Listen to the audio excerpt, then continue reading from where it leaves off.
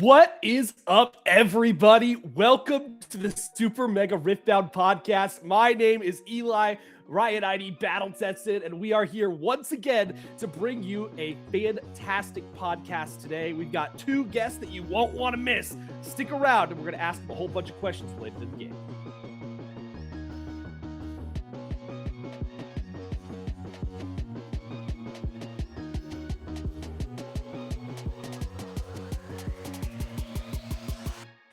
Hello everyone and welcome to episode 5 of Super Mega Riftbound. As you guys can see, if you're watching, we have two extremely special guests here, GhaelWinds and Gorica. We are super honored to have you guys here.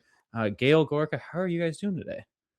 Yeah, feeling fine, doing fine. I just got into the Four Horsemen tournament that Brokane's doing, so that'll be an exciting thing to see how that unravels.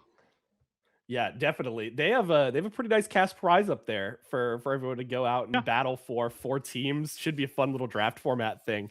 Gorica, how are you doing? I'm doing good, man. I've just been making content and set 2 testing. Yeah, that's about it. Like the rest of everybody. Yeah, Everyone is set 2 testing right now. It's going all over the place. I sent Gorica my set 2 idea today. I said, I said, Gorica, how many hidden cards are in this game? And it was 11. I'm like, okay, all in the deck, blue teamo. Yeah, you play the trap card list for Yu-Gi-Oh, where they play like 20 traps or 30 traps or whatever. I actually thought blue teamo did 2 damage when he for hidden card he revealed, and I was like, oh, it's not that bad. If you reveal 5, that's 10 damage. And I was like, bro, where did you get 10 from? It's 5. And I'm like, wait, that's terrible. You reveal 5, it's still only 5 damage. Yeah, no, it's pretty abysmal. I'm not gonna lie to you. But blue teamo is still pretty fun. That's part of the thing I love about Riftbound, right? Every card can have its use at some time. Like there's a set 2 card called Temporal Portal or something that's like it reads terrible, but it's gonna be a huge combo piece at some point in the game with something that like can untap a card that you can then repeat and does an additional effect or something. Really, really cool card. But anyway, that's not what we're here for. We're here to talk Riftbound in its entirety. We always start our podcast with the last week in Riftbound segment. Teddy, why don't you lead us into it? Yeah, before I start that, people may be wondering why Ghael and Gorica. This actually is a very cool connection. We are all located in the Indianapolis Riftbound community. So obviously, as everyone knows, Ghael and Gorica, big Houston best of winners. So Indy likes to, we have some pride in that we have a pretty good Riftbound community. So yeah, just kind of a cool connection there as to why we chose these two out of all of them. There's the connection there. But my past week in Riftbound is actually, I have probably done about 0 Riftbound. I have taken a break, and people they're gonna shake their heads. No, I needed a break. I think it was a good break.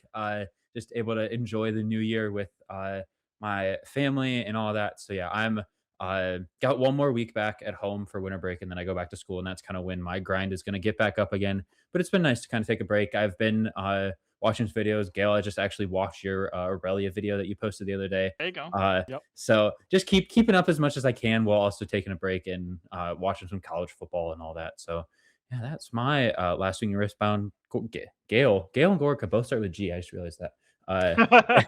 Ghael, how has your last week in Riftbound been? Yeah, I've been doing a ton of set 2 grinding, but I think as far as in-person games, we went out to a place that was selling packs. We each got 4 packs. Me and my wife went out, and we did like an impromptu sealed with just the 2 of us using 4 packs. Fun. We did like a full rainbow seal because there's 4 packs. You can't really make like a proper sealed. Yeah. So we just did rainbow with all of our runes being whatever color. So we just used anything for that, and it was a ton of fun. I ended up with Lee Sin Legend and a orange set chosen champion. So that was pretty nutty. That's pretty insane. Yeah, that sounds insane. Rebuff that guy every time. Exactly. Nice. Yeah. Gorica, what about you? How's your week in Riftbound? I played. Actually, no, that was 2 weeks ago where I played in the skirmishes. This week I didn't go to that many locals until yesterday, and sadly I missed out on a lot of the booster box or packs that came with the Wave 2 restocks. But otherwise, yeah, I've just been chilling at home. I've been trying to test. Been just pestering people like, hey, you want to play some games? And I'm trying to make Ezreal work, trying to make Teemo work. I haven't found anything that I've really liked so far, but yeah, still trying. Yeah, it's really interesting, just the amount of people. It's like a divide in the community right now of people that are like, no, I have a tournament in set 1. I really need to grind it out. Like I need to make sure that I'm doing something. And then people that are like, I don't have anything until regionals in Vegas. Like I'm just gonna drop in and play set 2 the entire time until that happens. So a little bit of a divide in the community, but the wave 2 restock is really nice. I actually, for my weekend Riftbound, I was able to get a box. It was a box at above MSRP, of course. It was a $200 box, which is better than a lot of the ones that we have in the community, but still on the high end of what I would like to pay for a booster box of Riftbound. But ended up pulling a lot of Volibear stuff out of the box that I didn't have yet. So I'm excited to try that deck at some point. Don't think it's the best in the world, but it's certainly very fun to play. And then I was able to get out to a local yesterday as well. I had a great time there. I'm just playing really fun decks until we get to the next set because I don't have a big set 1 tournament, so all my locals are going to be fun decks. So I played Jinx, the purple Jinx that won the Chosen Champion at Houston, and had a great time. I played 3 Yasuos in a row, so thanks, Ghael, for that. I appreciate that. I quizzed all of them on if they were your list, and 2 out of the 3 were. So very wide reach there that you have, but really fun time. Had a really fun time doing Riftbound this week in general. Our community in Indianapolis is just great. Everyone is awesome to talk to. Very, very competitive players as well, which is very helpful. That Jinx deck is really cool, by the way. The amount of times you can move the purple Jinx around and like re-ready her is really crazy. Yeah, on the topic of our locals being so stacked, I was devastated when I lost the skirmish. The only one that I went to, the one right before Houston, that I was like, all right, we're gonna go to this, and I was like, okay, I'm gonna try and get the buy for Houston, right? And I was like, okay, it's just a locals. We're going to a big tournament. This should be easy peasy, and it was just not. And I was so torn up about it for a while until I realized that people at our locals are crazy people. Yeah, like I was like, we have people making top cuts in the 10Ks, 5Ks. We have 2 best ofs at our locals, and then I was like, never mind. You know what? They just prepared me. Yeah, no, absolutely. And it's really nice to have that because a lot of places you can't really go to locals or stuff like that for practice for the game. You really have to just like grind it out online with people that you know are capable. But our locals is really pretty solid. A lot of the matches that I have there, I would put akin to a lot of the matches that I had in the ending of my run in Orlando. So I think that that's a really good sign for us. And I'm hoping that that continues to breed success out of the Indianapolis community for sure. I know a lot of people are going to Vegas. I personally did not get in, but of course, you guys being top 64 got a free pass in if you didn't get it in the initial wave, right? So really excited to see how you guys perform and see if you're going for the same best of, or maybe doing a different one. Don't reveal anything, but excited to see how you guys do back in Vegas. But for that, we're actually going to jump into our next segment, which is a little bit of a background interview for both of you, just trying to get to know you a little bit more and provide context for the questions that we're going to ask a little bit later on. So I'm going to open floor it. Either of you can respond first, whichever one wants to take the questions. But first one I've got for you guys, what's your prior TCG experience? What did you guys play before Riftbound? Okay, so I have no other TCG experience.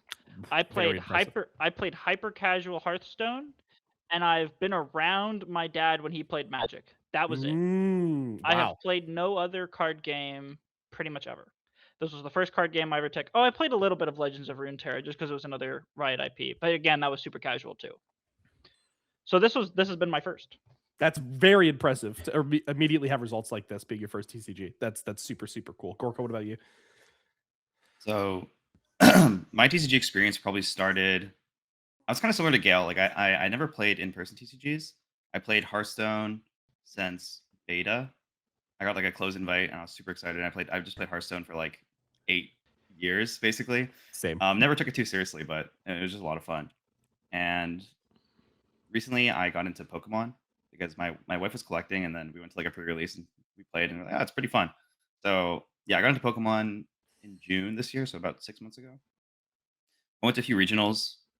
I got one day 2, I think, and I did okay in that one. But besides that, that's basically it for my TCG experience. Yeah. I mean, Pokemon regionals are kind of intimidating. Every time I've walked into a Pokemon regional and there's like 3,000 people there, I just like shrivel back into my body. Like, oh my God, there's so many people that are like really good players, and they have divisions in Pokemon, right? So you have like the juniors, the seniors, and the masters division. And once you're qualified for the masters division, it's so scary. Everyone is just so good at the game. It's pretty nice. Yeah, there's so many. The venues like are ginormous. It's like probably double the size of our Riftbound. I mean, our Riftbound venue is pretty big, but like there just were a lot of empty seats and at Houston. But the like Pokemon regionals would probably just fill that venue like ×2 almost, maybe. Yeah. So and yeah, you do get to see a lot of the like. There's just so many good players in Pokemon, like, and they consistently like. I don't know if it's because of the meta recently or people have been commenting on it. Like the top Pokemon players are always at the top, and so it's really surreal to like make day 2 and just play versus them pretty much all day. And yeah, I think we're actually going to get a similar thing in Riftbound. I think we've already kind of seen the tread of the water of it, right? Where the same people are topping every event that they go to. And that's not by coincidence. Riftbound is a game that really punishes you for not having the player skill to really elevate yourself. And everybody who does have that player skill, you are seeing consistent results out of, which is really, really cool. I think that's a healthy place for a card game to be. But we're going to move on to our next question here. We talked about card games. What about Riot titles? What drew you to Riftbound? What previous Riot IP have you played, or do you have any background with Riot games? Gorica, start us out with this one. Well, as many of you know, I used to be a professional League of Legends player. Condolences. See, I'll interject before you say this. Your Twitter handle is Gorica LOL, and I thought for the longest time when I saw it, it was just Gorica LOL, and I'm like, and then I thought about it for a second. Like the abbreviation. Yeah, like just laugh out, like Gorica laugh out loud. Yeah. I'm just like, then I thought about it a second. I'm like, oh, I know you play League of Legends. That's what it stands for. Yeah, no, I was like, people are like telling me, hey, you should probably change it. Like, you don't really play League anymore. And I'm like, well, like, back in the day, like, you guys ever watch Trump, like the Hearthstone content creator? I love Trump. Oh my God. Do you remember his tag? Arena runs? Yeah. Do you remember? It was like Trump SC.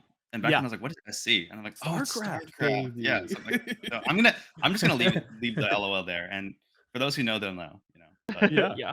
Exactly. Have you played any other Riot games, or did you just like hard go? Obviously, you have to hard go to League. Professional schedules are absolutely insane. 20-hour grind days type stuff. Yeah, I dabbled in pretty much every Riot game. I think. Like, I played a little bit of Valorant. I played TFT. I hit Masters like once or twice. Nice.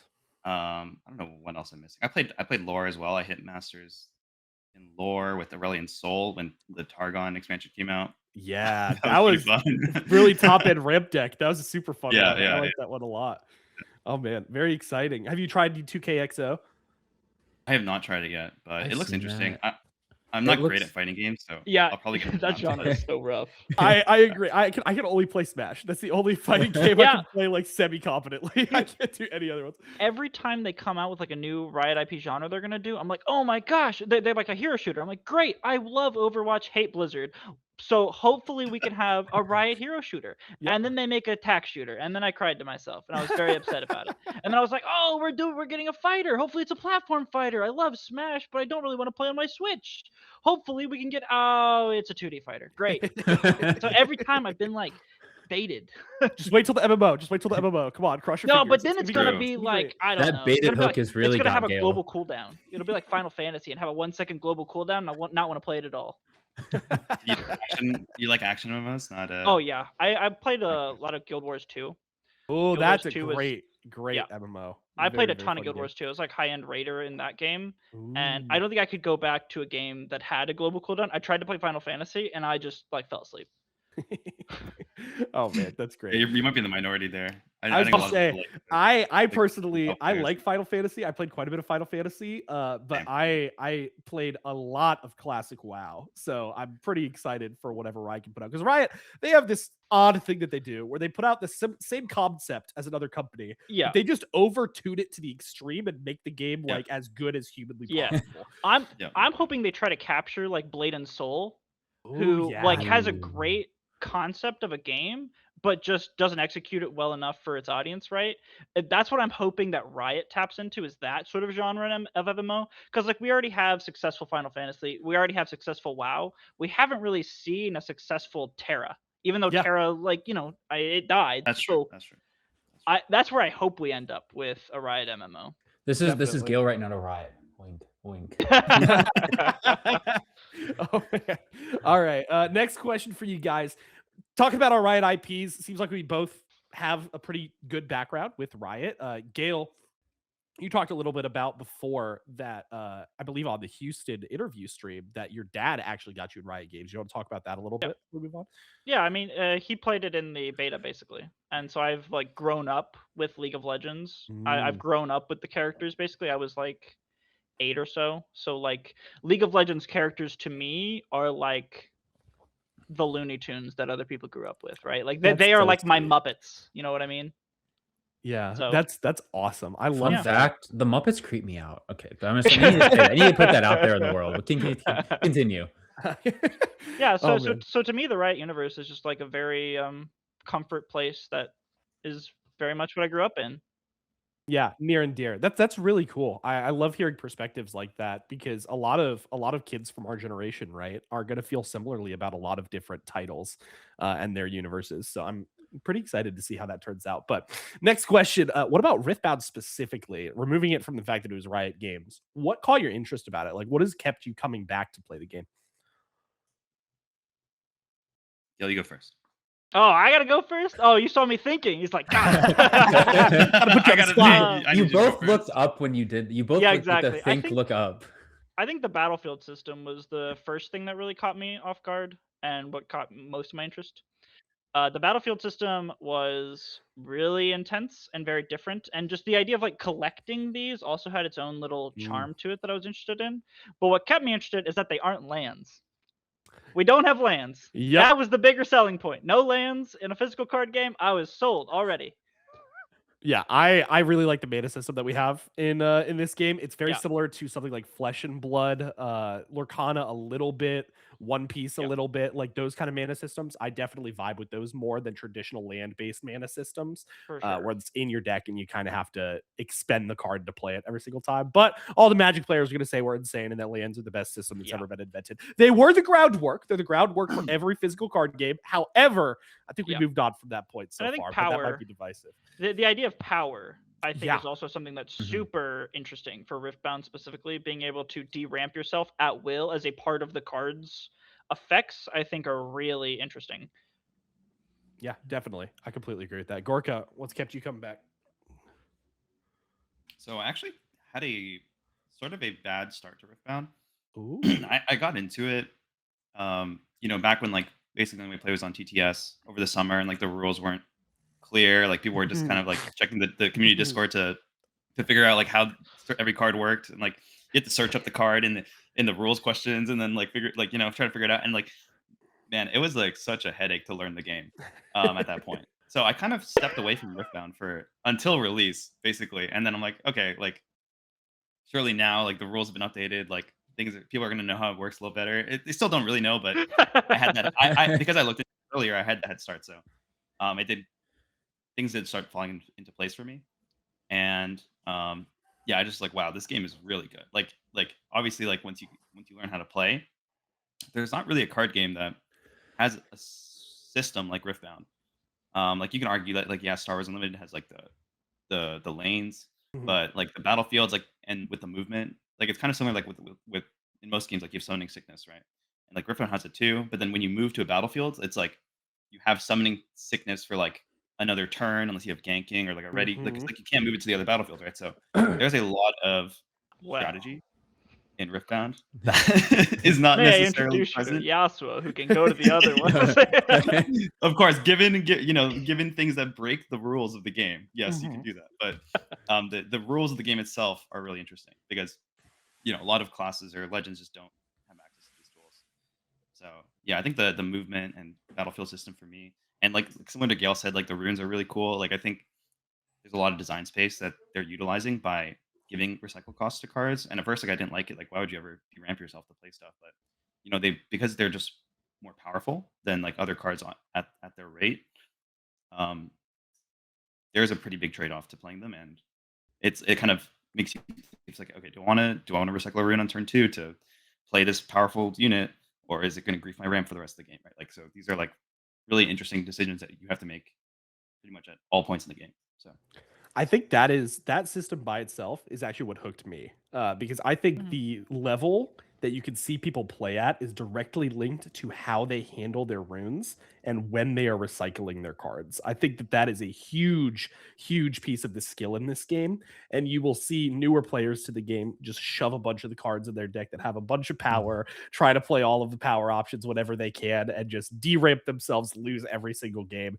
But you see some of the more skilled players really be able to handle that a little bit better. And since the seals are not staples, like some people thought they would be before the first set. I know, Ghael, you're not in that you're not in that section, but some people thought they would be.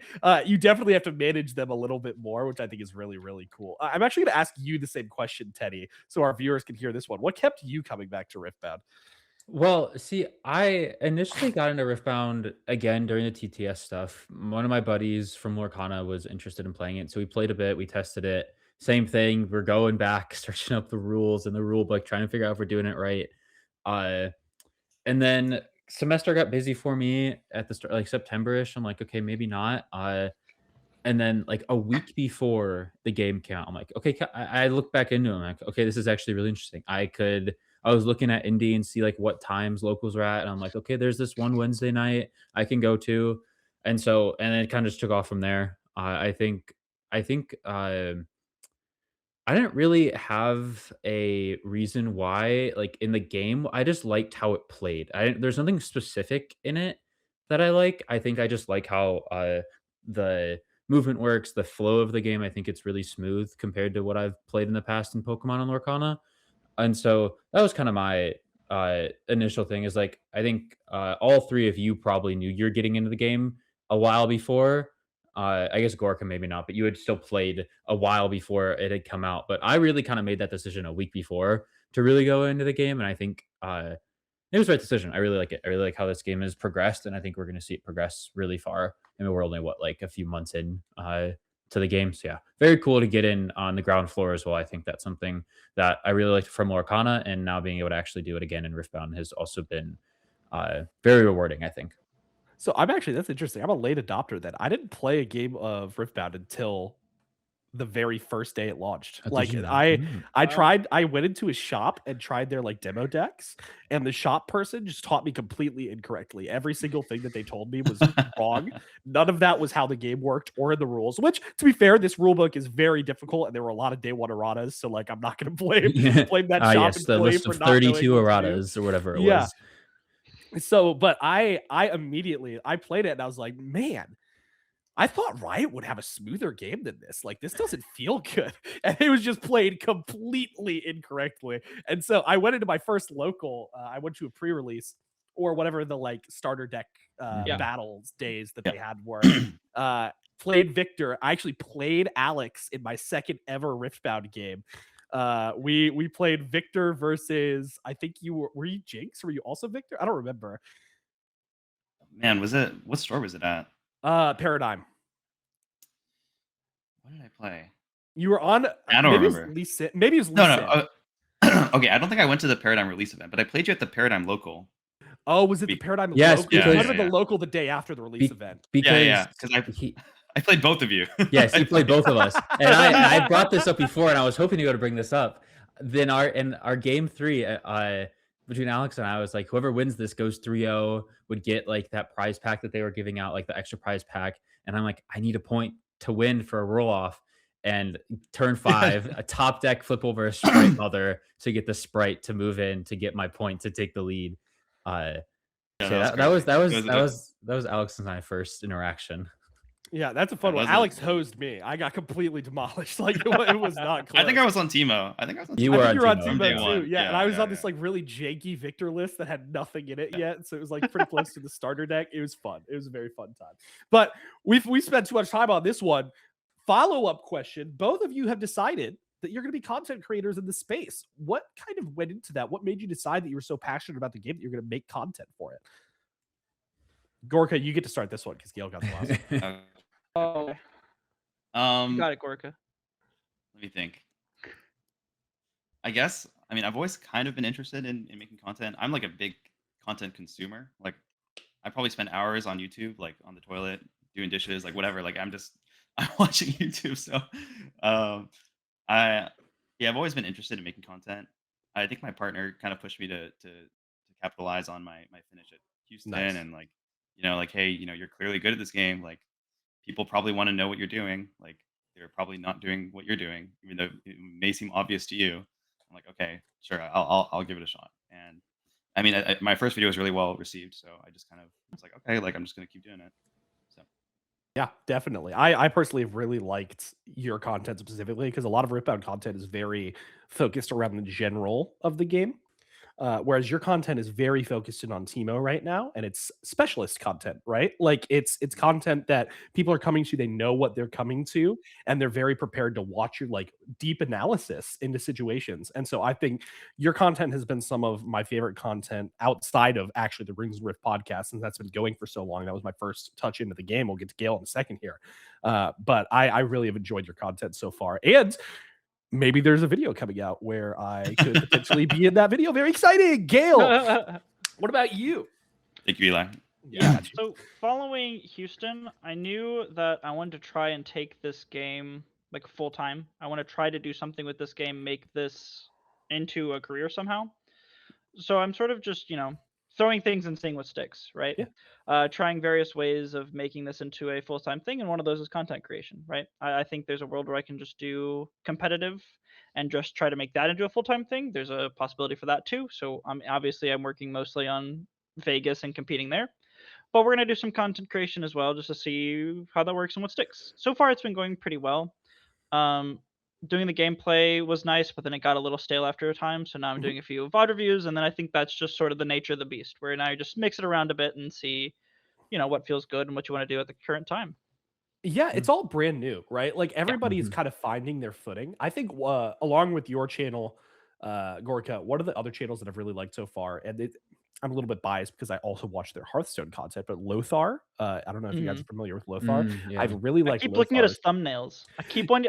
I show it to. I when I'm making my thumbnails, I'm like, I hate my letters. My letters look so bad. They're so terrible. And then like I see his, and I like show it to my wife, and I'm like, how make like how do? Yeah, he's been doing it a long time. So Yeah, he was originally a Hearthstone content creator, moved into a Valorant personality, which I believe is still involved in that space, but had a great insight and takes in Hearthstone, was a professional player in Hearthstone, has moved over to Riftbound seemingly for the card game of choice after playing Star Wars Unlimited and such. But yeah, I really like his content as well. I think that's a good guideline for people that are wanting to start content creation. It all just flows really, really nicely. It's concise and packaged. The video topics are all very direct in what the topic is, and they're all packaged in a way that is not long-winded or out of breath or anything like that. It feels really nice. So shout out to Lothar. You make great content. New content creators for Riftbound. Check out the videos. But other than that, we have the bulk of the segment that we need to talk about today. Bulk of the segment. We're bring already us 30 minutes in. Bring us into this. We're gonna have it's fine. Have a long episode once in a while. We got 2 guests today. It's true. Here, like we said, a tournament question. So basically, what we wanted to talk about was what we can do, what you guys did to be able to prepare. And there's a honey shot. I didn't. I said it out loud. Basically, this segment is basically just going to be how we are going to talk through your guys' performance to Houston and what you guys did to be able to prepare for that and obviously do so well. So the first question is just kind of that same thing. What does preparation look like for you guys? How do you prepare? Go-to methods for testing, different strategies you have, teching stuff in and out, those reads and stuff. So just preparation, how does that work for you? Ghael, we'll start with you. So I won't go into as much nitty-gritty of like how you look at what you're going to play into, but the one thing that helped me the most before Houston was having a dark week. This is something in theater where after the first show, the second week there are no rehearsals into the second week of show. And that's supposed to revitalize the actors and revitalize the show itself for second week. And you just trust that the actors can remember everything going into it. And they always do. It works. It works excellent. It works great. And second week's always fantastic because of that.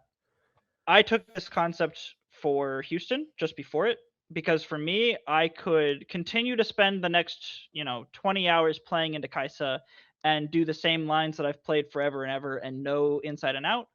or I can just let myself breathe. And I just started playing, I think, League of Legends or something else during that week. Did some arena or whatever it was, and that helped immensely. I was able to just pick up the game at Houston and play how I knew I played and just be able to revitalize everything. So just trusting yourself and taking that dark week can sometimes be the answer. I love that. As someone who comes from the theater community, I'm Yeah. very involved with Dark Weeks and understand pretty much how they work. And so that intrigues me heavily because most TCG players are in their hotel rooms the night before, grinding it out, making sure they make the like minute little deck list changes up until 4 a.m. before the tournament, then expecting to play good the next day. So coming from someone who doesn't have past TCG experience and kind of coming into this fresh, that is a very cool outlook and something I think people could take advantage of. See if it works for you, you know? What about you, Gorica? Yeah, I had the I had the completely opposite experience. So a week before Houston, I went to Kentucky for the 5K, where I did get top 8, which was nice. But then in top 8, I got completely washed by this Annie player, and with like main deck rebuke, 3 rebukes total. I'm just like, okay, like there's something's wrong with my list. Like Amunda's not going to do it. So I just went back and forth on like. I played in another online tournament the next day and also got washed in that one. So I was just kind of really trying to figure out what my list should be. I was mainly like debating whether I should include like the scrap heaps or not. And, because I realized my sideboard slots are really useful and, so it was just really stressful. Yeah. I did a lot of testing. I tested a lot with my partner, made her play Kaisa for me for hours every day. A few of my league friends who are also into Riftbound nowadays, like one of them's Diamond. I think he's still playing Academy right now. Oh, fun. He was actually there at Houston, and he was also playing Kaisa for me. And I had another friend who also made top 8 at the 5K, and then I was also running a lot of games with him. His name is Ghael, another league player. Shout out to them if you're watching. But yeah, and then like literally up until Friday, there was like the regional tournament, right? Yeah. I was like, I don't know if you played in that. It was like if you go 6-0, you get like 2 box worth of tickets. Like I got washed. 4-2 is like 1. I went 1 and 3. I went 1 and 3. And I'm like, okay, this is not okay. Like something has to change. So I 3-3. Okay, a little better than me. I just went 1-3 drop. So I was like, I literally just completely changed my list. I went back to like the list I originally had. I figured I was like maybe cooking too hard the entire week. I actually maybe this is true for the dark hour thing, because I literally went back to the list I had a week ago. I did well on the 5K with. I changed I changed like 4 cards in my sideboard, and that's just what I rolled with, and it worked. So yeah, really interesting. Yeah. I love the fact that like we have these fresh perspectives because Ghael, you haven't played a TCG before. You're coming into it thinking about, okay, what can I do to like healthily approach this? And Gorica, you're coming in from games that don't have sideboards because you played Hearthstone, you played Runeterra, you played Pokemon. Like there's no sideboards in those games, right? At least to my knowledge, there's not. So that's interesting that you had to kind of tackle that section of the game. So it's cool that everyone can like kind of pick their lane that they need to focus on for themselves, and that everyone is approaching the game in a different way. I think that's really, really cool. Moving on to the next question, though, for you guys. Thank you for your insight on that. I wanted to talk a little bit about how you manage your risk and decision making in game. Games at the top level of Riftbound and any card game have a lot of pressure attached to them. I'm wondering, did you feel that pressure? If you did, how did you manage it? What was your stress level? That kind of thing. So this was actually my issue with the pre-tournament tournament. Yeah, there we go. Where I went 3-3 in that, and I left it wondering why. And what I came back with was I never made a decision that felt innovative. And in almost every game that I've played, I feel like I'm doing something new with Yasuo, with my deck in particular, is doing a new line in general. And I left that with the feeling that I didn't do that. And so I said, okay, for Houston, we're going to take on the risk. Humans are naturally risk averse. And so I think that was affecting me more than I thought it was in the moment. So I told myself specifically, we are going to take a riskier line if we ever have the decision to. So I had this inner monologue with myself that we know we're risk averse, but we know that risk is, generally measured positively in a game like this. Mhm. So if I'm ever wavering between a safe and a risk, I will take the risk. That's super Yeah, I like interesting. that. And I think as someone who grew up playing baseball, and this is going to make sense once I get through this analogy. Baseball, you're always, if you're the best of the best, you are getting a hit 3 out of 10 times. And I think it's so interesting, like how many times you have to take a risk. Someone who's a pitcher, like you have to be willing to throw uh, that pitch that you think it could get hit really far, but if it works and the batter's not expecting it, he's out. And so I think that like I've always kind of brought that similar thing is like, how can I frame this as a at bat? What can I do to make sure that they don't know what's coming next? And like we have 3 different games in Riftbound, and it's like, okay, what can I do game one? And if I get into a spot where I have to repeat it, I don't repeat it. That's something I've always done is like I don't try to repeat lines in games if I don't have to, unless they're like the basic 2 drop lines. So I think I like Eli saying, I think that's really interesting to hear is like always taking the risk. And obviously in these bigger events, taking that risk worked out. Yeah, it's definitely, you also have to be able to take calculated risks, Mhm. right? Like you're taking risks for the sole purpose of taking risks is just going to get you punished a lot of the time. But Yeah. taking a risk that you know is a calculated risk and you know what outcome could happen on both sides of it, that's an important step for it for sure, I think. Yeah, there are risks that are bad, and there's risks that change the shape of what you're playing. Yeah. If right. you take generally risky lines are good and safe lines are good, but they just are a different shape of the game that you want to play. Yeah, Mhm. definitely. What about you, Alex? How do you handle your stress? I think I wasn't sorry. Similar to Ghael. I think my Friday experience really helped me shape my success on Saturday, where I was probably more stressed out for the Friday event than the main event. Interesting. Very interesting. And like I kind of realized I was just getting in my head a lot, and Mm-hmm. kind of similar to Ghael. Like I mean, we're both playing like rogue decks, right? Like he's playing Yasuo, I'm playing Teemo. Our opponents are not going to really know our everything in our deck. They're not going to know what to play around, and especially for me, right? Like I'm gonna like they're not going to know what I'm going to hide. So I definitely relate to the like, especially versus Kai'Sa and Annie. Like for my deck in particular, like those are like pretty bad matchups. Being able to take riskier lines and like just kind of being like, okay, well, like if they have it, they have it. I'm probably going to lose if I try to play around it. So I just kind of have to try to just find my play to my out, because if they have it, then there's nothing else I can really do, right? So like a lot of times with Kai'Sa, it's like okay, like the Hextech Ray test, like sometimes it's like okay, they have Hextech Ray, so maybe you don't send your guy in, but then it's like okay, if I don't have a follow up play on the next turn, like I just have to try to do it, right? So it is a lot of calculated risk. And back to the point about stress, like I actually felt like negative stress on my winning in. I was like just super flow stated. In day Nice. 2, I was also just super flow stated too.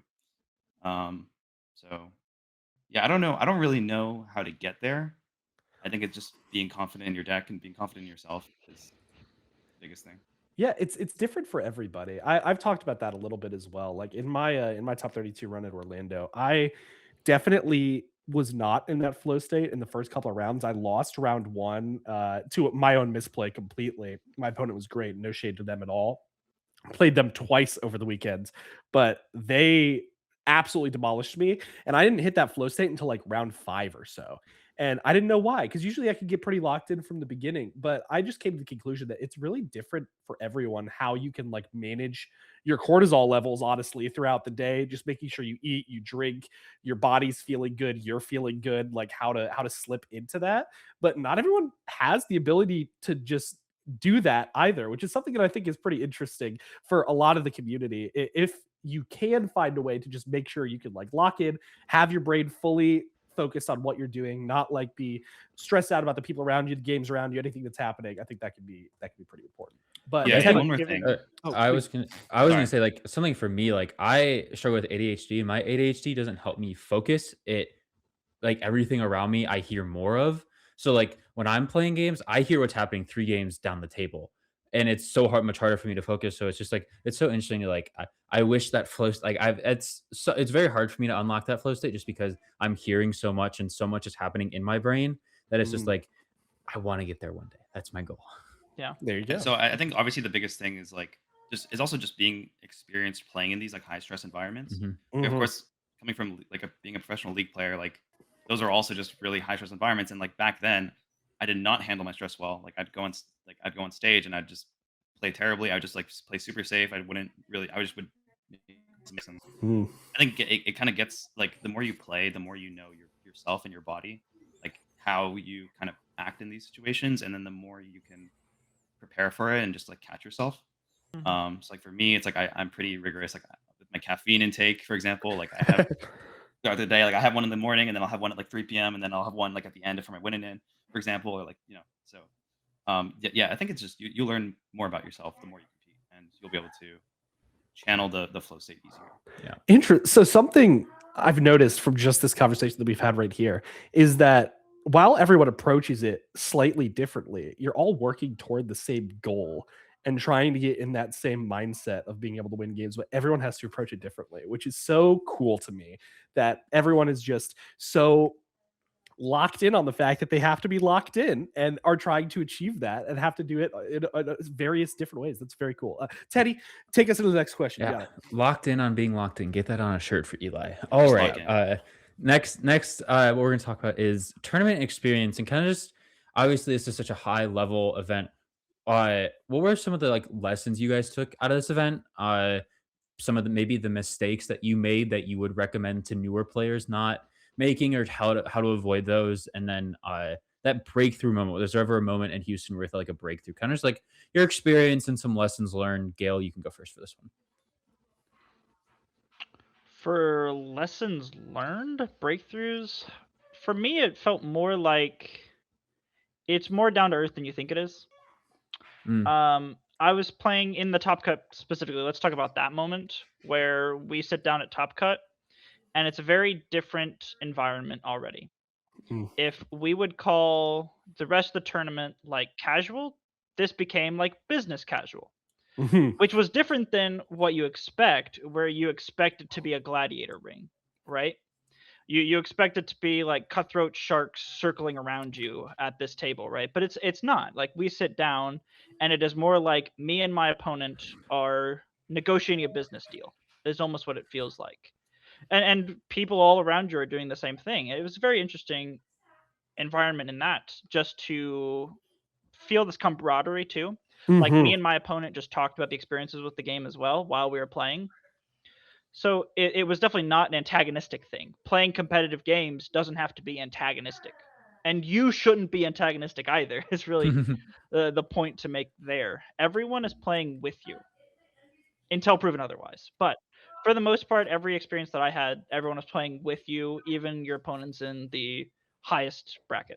People feel very, very self-assured once you make day 2 or once you get to Top Cut of like, okay, I proved my salt. I got to where I am. So I'm good, right? I'm a good player. I can sit down and I can play a good game of Riftbound. Like you don't have that stress you might carry in the first day getting there because you're like, I'm already here. I can sit down. I can really put my head to it. And my opponent is also a good player. I know that off the bat.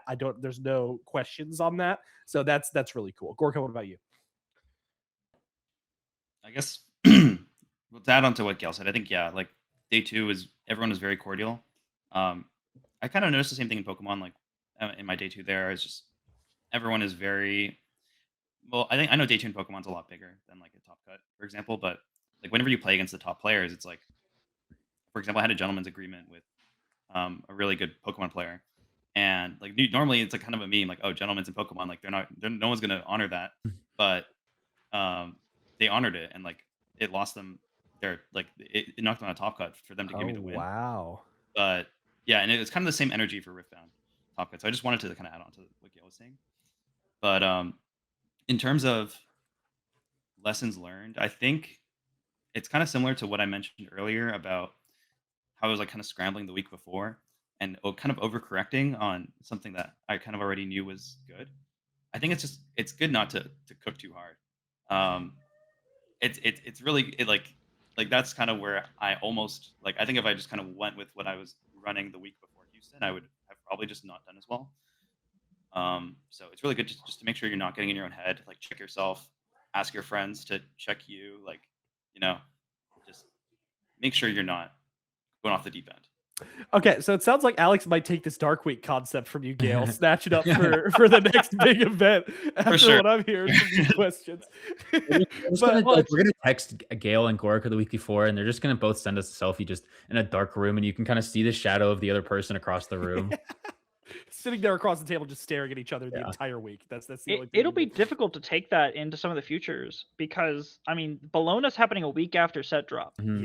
Yeah. So if we take that schedule, if we extrapolate that schedule into the future, there's going to be no way to break, right? Yeah. Like 3 day Dark Week. No, right, it's exactly. The full week. It's very very small. But no, we only have one more question for you guys. I think in this segment before we move on to our set 2 meta predictions, going to be coming up here shortly. But something I really wanted to touch on for you guys. Both of you are obviously new to the game, right? Everybody's new to the game. The game's only been out a couple of months, but you already have very good results. Gorica, you specifically have 2 results. You've top 8 at a 5K and then top 64 at Houston. Ghael, top 64 at Houston, both getting the best of for their champion. What advice would you give somebody who's trying to break into that competitive tournament play? Somebody who's going to Nexus Nights, maybe touching a skirmish or 2, but really wants to take it that step further. What would you tell them? I guess from my end, I've noticed that even players at like Houston, even at the top tables, like a lot of players are just missing a lot of fundamentals. Like I don't know, like there's a lot of really it's not like Riftbound is a hard game. Like the fundamentals are not easy to learn compared to other games. And I think people are not being critical enough of themselves to the point where they are making these very obvious mistakes. Even the best players, right? Like myself included, like my fundamentals are not perfectly polished. And I think a lot of people just need to really kind of take on a more learning mindset, even if they have results. Like for me, like I have results, but I'm still constantly iterating on my own process in the game to make sure that I have the best mindset going forward into every game, and I'm making the right decisions at every time. Because I still make plenty of mistakes, right? And it's just going to be a constant process. It's never going to stop. So people really need to be in that mindset if they want to do well in Riftbound. That was a professional League player answer. That's exactly where that comes from. The amount of like grinding and self introspection and reflection you have to do in that community. So good answer, Gorica. I like that one a lot. What about you, Ghael? Don't listen to your friends. Whatever anyone around you is telling you about the game, legitimately don't listen to them. Because nobody really knows, right? If you believe in a deck concept, I want you to take that deck concept and prove everyone around you wrong. If you believe in anything, I want you to take that and push it as far as it can, as far as you are able to push it without believing the people who tell you it can't happen, right? I think this is the best way for you to learn because you have something to push back against, right? Having a something to prove helps you to critical and fix what you're trying to do and make it as best as it can. I think that is pretty important to growth as well, is to have a goal, have something to push back against. And at the same time, it's like nobody knows, right? Like we have the set 1 prediction or the set 2 predictions that people put out. They put out a tier list of the legends when they read them. None of that's real. We all know it's not real, right? Like the truth comes out. Play what you think is good and keep playing it until it proves it's not good. True. Yeah. I really like that. I think it's so easy to get caught up in like I'm just going to use like Lorcana, for example, because I'm out of that game and I kind of like to shit on the game now because of how bad it's gotten. But that the game has become such like someone made a tweet about it. It's like half the feel that their next event is going to have a MetaFi guide. And it's like, sure, the MetaFi guides are good. Like I want like some of these MetaFi guides are good.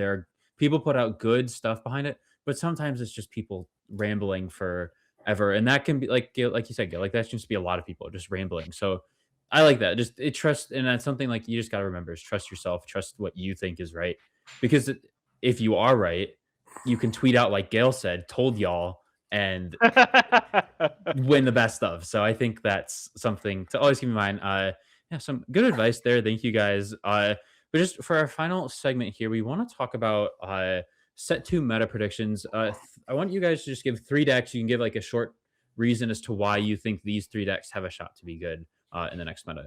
Gorica, you can go first. Oh boy. I didn't think this would be a controversial take, but Draven is for sure looking completely broken. I don't know what kind of cope some people are on their tweets by saying it's super beatable and people are overreacting. I think there are definitely ways to beat Draven, but the Draven legend breaks the game.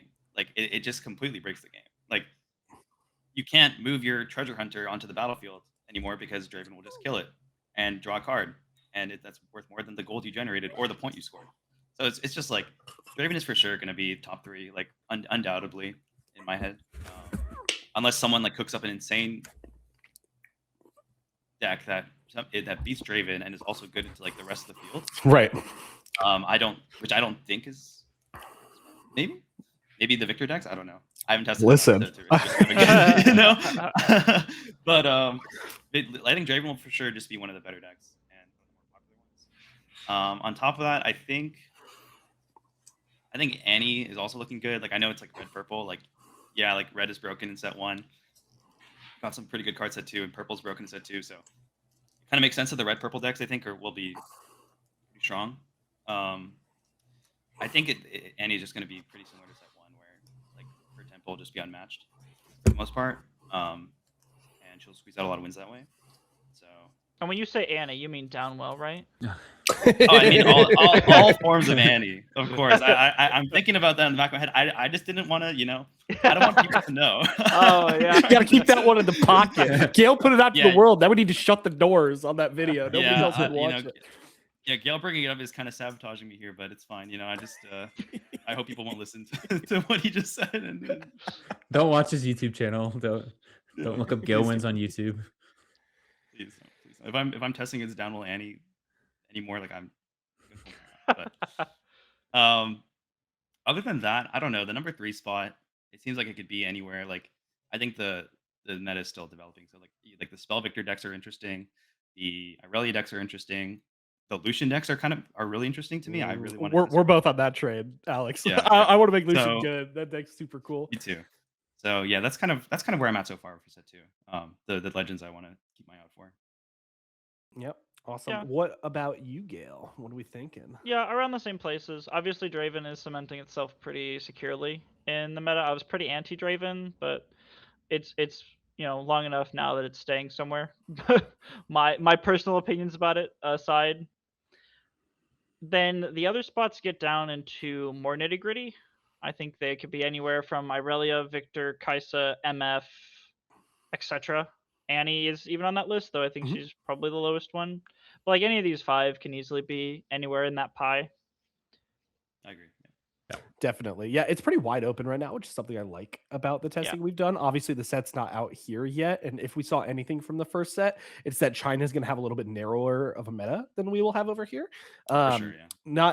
We don't necessarily know that's going to continue to be the case, but I would wager to bet it will be, at least for a little while. And even in China, we've seen a lot of different decks win these city challenges, right? So once we have their regionals start up, see what's going on there, we'll kind of get a better purview. My underdog pick, I think Draven is up there. I think Victor obviously is up there. I have to say that one. I think definitely Irelia is really interesting. I think Ord can be pretty interesting. I don't know if he's a top deck, but he's super cool with kind of how his build. Yeah, you're shaking your head. I don't think he is either, but he's super cool with how he's built. It's kind of like because Irelia and Ornn kind of play similarly with that protect the tower mindset, move units all in. Listen, Ghael, I'm just telling you what I'm testing again. I don't know. You have all the Irelia players in your pocket over there. Yeah, you're surrounded by 2 Irelia players right now. Yeah, no, my bad. But I personally, I like Ornn too. Don't worry. Sivir is up there as well. I think Sivir is a really strong legend. I know that some people are of the opinion that MF is just better Sivir in a lot of situations, and I don't necessarily disagree with that. But I think that Sivir is one of the most fun decks I've played in set 2, and kind of has that punch first factor of just winning the game out of nowhere with an accelerated unit in the champ zone. winning the game with punch first, being able to repeat punch first with fizz as well to get like huge 10 might tempo swings. It's pretty insane. Teddy, what about you? What do you think? Yeah, I think obviously Aurelia is my just kind of will be my go-to. I'm following in Gale's footsteps. I've been playing that for a while since it got released, so it's been really excited. Draven obviously is going to be good. We'll keep on the Victor train as always, just chugging along with that. And then I like Sivir. I haven't played it. I've played against Eli playing it, and I can say I don't like playing against it. I figured out how to beat it, but that was a one-time thing, and we haven't played since. So we'll see if that ever happens again. But yeah, I think we all agree there are some obviously candidates for stuff that is very high right now, but also we don't know. Annie really wasn't a big thing in China before the game came over here, and then you see how Annie blitzed onto the field here. So I think we're going to see one of these decks that see some light at the end of the tunnel in China, and then we'll actually be able to come fully fleshed in North America. Obviously, we have another month and a half before or a month and a half before the set releases in February here. We've already had a month with all the cards, so who knows where we'll be in March, April-ish time.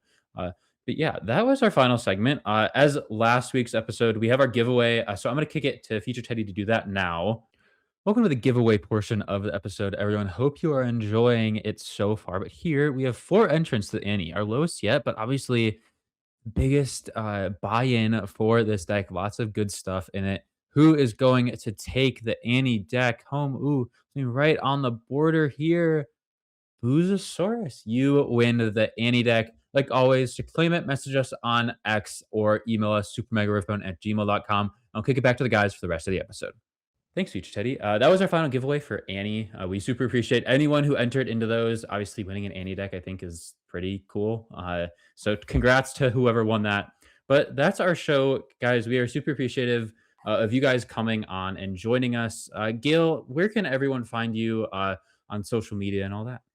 Yeah, you can find my YouTube at GhaelWinds Riftbound, and my Twitter is GhaelWinds with 2 S's. Oh, yeah. Very nice. The double S really makes it. Gorica, what about you? My Twitter is Gorica LOL, and my YouTube is Gorica TCG. I think I'm not so sure. Actually. Wait, we have conflicting identities here. I know. It's the reverse. I decided to update one and keep the other, but yeah, Gorica LOL on Twitter. I think Gorica TCG on YouTube. Yeah, I make Teemo content. I'm probably gonna branch out pretty soon, but so. Yeah, definitely. Call me in both for sure. Yeah. Definitely check both of these guys out. They are really putting out a lot of really quality content. You can also find Ghael on Runes and Rift podcast, of course. Really nice podcast. No. Runes and Rift? No. What's that? No. What? Nexus, what is Nexus Cast. Nexus Cast. Thank you.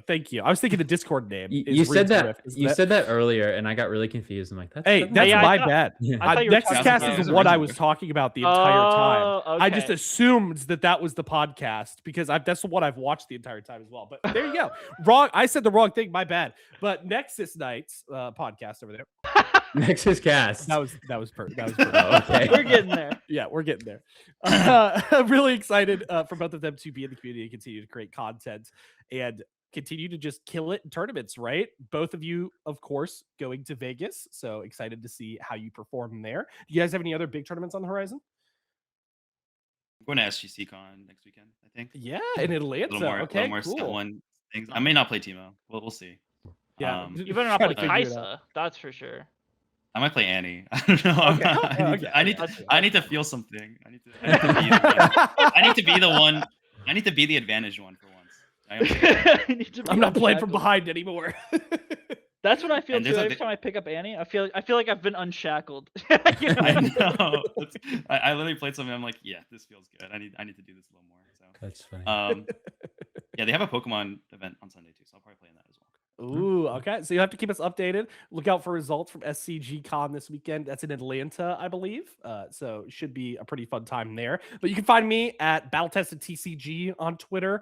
Of course, it's going to be right under us here. And I also have going to be starting up a YouTube channel as well here shortly. Going to be launching a Victor guide, hopefully beginning of next week. So keep an eye out for that. Teddy, where can they find you? They can find me at Limited Teddy always on Twitter, Discord. Message me if you want anything. You can follow us at the Super Mega Riftbound, SM Riftbound on X, or as I like still to call it, Twitter, and Super Mega Riftbound on TikTok, Instagram, and YouTube. Obviously, we'll start putting out a lot more content there now that the New Year's passed and we can get back into the grind. But yeah, Ghael, Gorica, we again appreciate you guys joining us. We will see you guys next week for episode 6 of the podcast. Just keep grinding out, and we will see you guys next week. Later. Thanks for having us.